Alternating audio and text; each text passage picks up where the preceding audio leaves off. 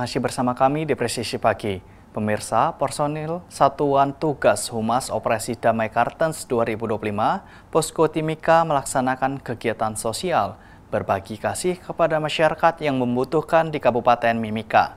Kegiatan tersebut dilakukan dengan membagikan makanan dan minuman kepada masyarakat di seputaran Jalan Kabupaten Mimika.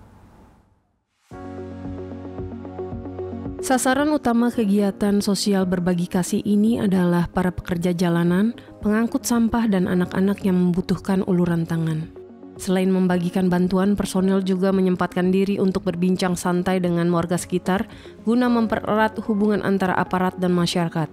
Kegiatan ini diikuti oleh personil Satgas Humas Operasi Damai Kartens, Bribda Anissa Mahardika, dan Bribda Alvesa Hafiz Bagaskara. Kepala Operasi Damai Kartens Brigjen Pol Faisal Rahmadani menyatakan bahwa kegiatan sosial ini merupakan bagian dari komitmen Polri untuk selalu hadir di tengah masyarakat, tidak hanya dalam menjaga keamanan tetapi juga memberikan kepedulian dan bantuan nyata untuk masyarakat. Melalui kegiatan ini, Wakil Kepala Operasi Damai Kartens Kombes Pol Adarma Sinaga menyampaikan imbauan agar masyarakat menjaga keamanan dan ketertiban di lingkungan masing-masing serta tidak mudah terprovokasi oleh pihak-pihak yang ingin mengganggu situasi kondusif di Papua. Kegiatan sosial berbagi kasih ini akan terus digelar secara berkelanjutan sebagai wujud nyata kepedulian dan kedekatan Polri dengan masyarakat di Papua. Dari Satgas Humas Operasi Damai Kartens melaporkan untuk Polri TV. Polres Kebumen melaksanakan apel kesiapsiagaan tanggap bencana tingkat kabupaten sebagai respons atas datangnya musim penghujan dan potensi bencana yang menyertainya. Apel yang digelar di alun-alun Pancasila Kebumen pada Jumat 31 Oktober 2025, berikut informasi selengkapnya.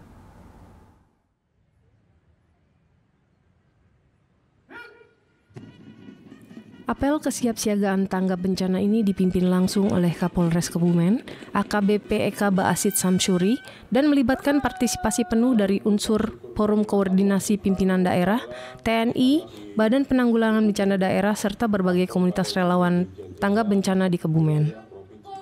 Kebumen dengan karakter geografisnya yang kompleks, perpaduan pegunungan dan dataran rendah memiliki tingkat kerawanan bencana yang tinggi, terutama saat curah hujan meningkat.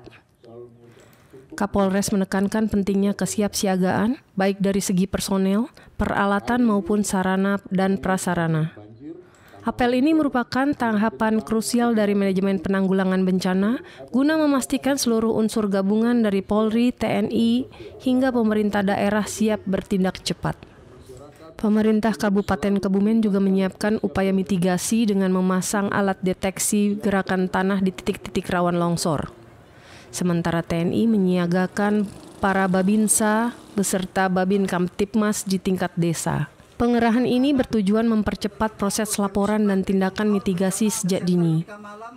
Apel ini juga dimanfaatkan untuk mengecek kesiapan peralatan SAR gabungan yang melibatkan Walres, Kodim, dan BPBD, di mana seluruh perlengkapan dinyatakan siap untuk digunakan dalam operasi darurat. Dari Humas Polres Kebumen melaporkan untuk Polri TV.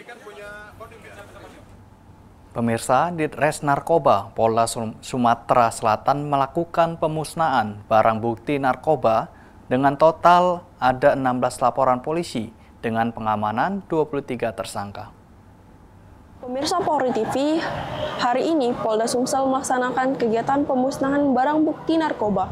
Barang bukti yang dimusnahkan sebanyak 1.789,19 gram sabu, ekstasi sebanyak 6.404 butir. Dari barang bukti tersebut, hasil dari 16 laporan polisi sepanjang Oktober, anak bangsa yang berhasil diselamatkan 31.567 jiwa. Berikut berita selengkapnya untuk Anda.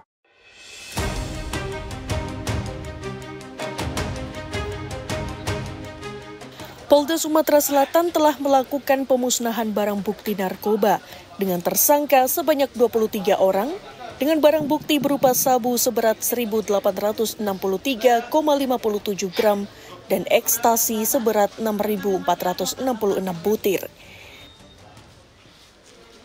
Dari sejumlah barang bukti yang diamankan, polisi Polda Sumatera Selatan melakukan pemusnahan barang bukti narkoba, yaitu sabu seberat 1.789,19 gram dan ekstasi seberat 6.404 butir.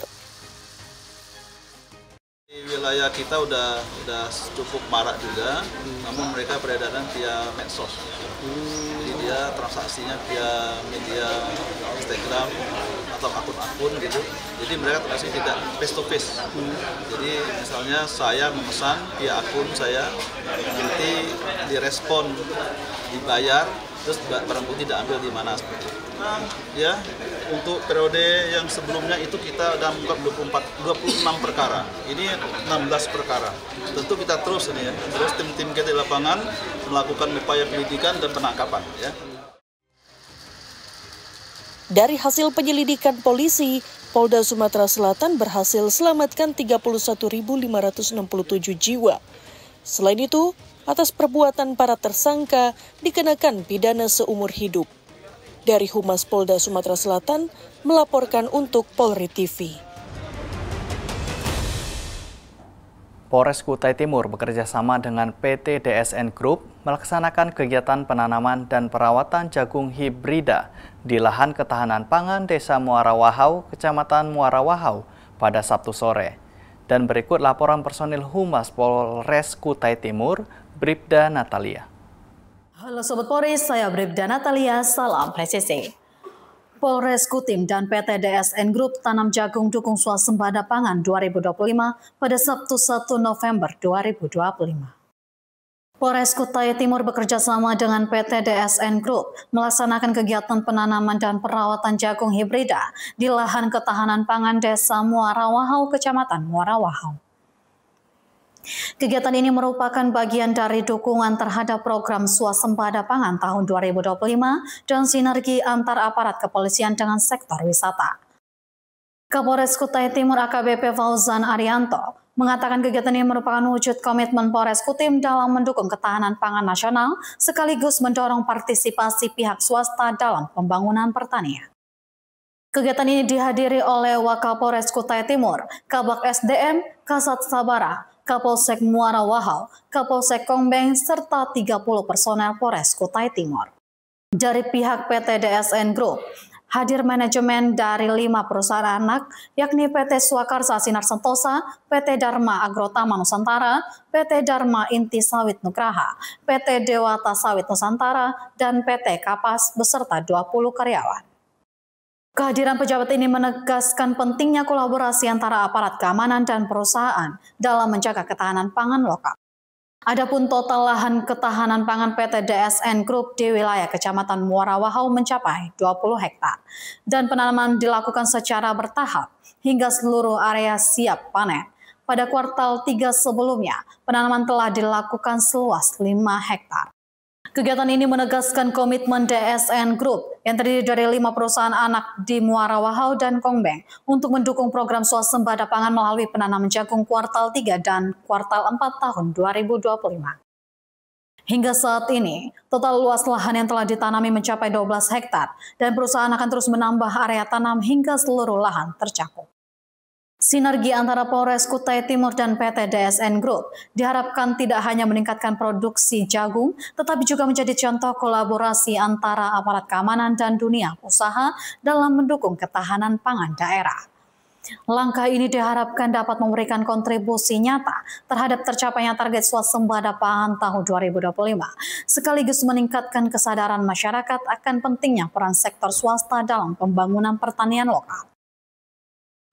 Hari ini kami melaksanakan kegiatan penanaman, kemudian juga sekaligus perluasan lahan, perawatan tanaman jagung yang sudah ditanam seluas 25 hektar.